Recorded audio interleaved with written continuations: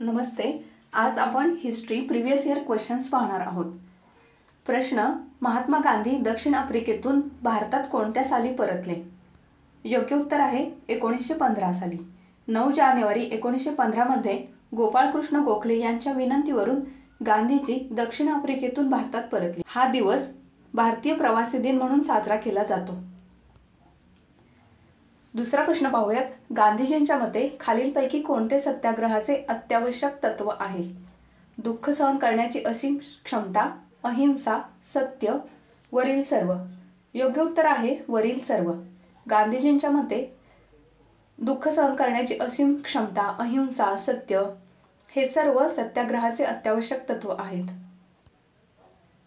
तिसरा प्रश्न, महात्मा गांधींना अर्धनग्न फकीर असे कोणी संबोधले होते?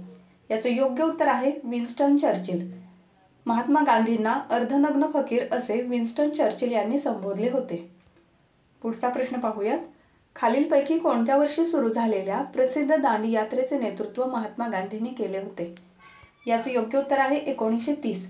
12 मार्च 1930 रोजी दांडी यात्रा सुरू झाली। महात्मा गांधीजी आणि त्यांचे निवडक 78 सहकारी सतत 24 दिवस पदयात्रा करून 5 एप्रिल 1930 रोजी दांडीला पोहोचले आणि तेथे त्यांनी मिठाचा कायदा भंग करून मीठ तयार केले। पुढचा प्रश्न पाहूयात।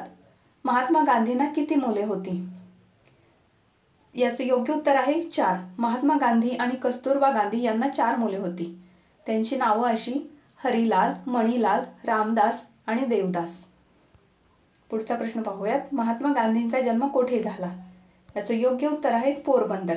2 ऑक्टोबर 1869 ला पोरबंदर, काठियावाड, गुजरात येथे महात्मा गांधींचा जन्म झाला। चंपारण्य सत्याग्रहाचे नेतृत्व खालीलपैकी कोणी केले?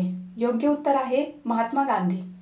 चंपारण्य लढा हा बिहारमधील चंपारण जिल्ह्यातल्या नीळ उत्पादक शेतकऱ्यांच्या मागण्यांसाठी महात्मा गांधी यांच्या नेतृत्वाखाली ब्रिटिशांविरुद्ध केलेले एक आंदोलन होते। महात्मा गांधींचे भारतातील हे पहिलेच आंदोलन असून त्यात मिळालेल्या यशाने त्यांनी पुढे देशपातळीवर आपले नेतृत्व प्रस्थापित केले। तर पुढचा प्रश्न पाहूयात। महात्मा गांधींच्या नेतृत्वाखाली शेतकऱ्यांनी 1918 मध्ये साराबंदीची चळवळ कोणत्या जिल्ह्यात सुरू केली? योग्य उत्तर आहे खेडा। महात्मा गांधींच्या नेतृत्वाखाली शेतकऱ्यांनी 1918 मध्ये साराबंदीची चळवळ खेडा जिल्ह्यात सुरू केली। पुढचा प्रश्न पाहूयात। गांधीजींनी सत्याग्रह सभा कशाच्या विरोधात सुरू केली? याचे योग्य उत्तर आहे रौलेट कायदा। गांधीजींनी सत्याग्रह सभा रौलेट कायद्याच्या विरोधात सुरू केली। तर मित्रांनो, अशाच महत्त्वपूर्ण प्रश्नांसाठी चॅनेलला सबस्क्राइब करा, व्हिडिओला लाईक आणि शेअर जरूर करा। धन्यवाद।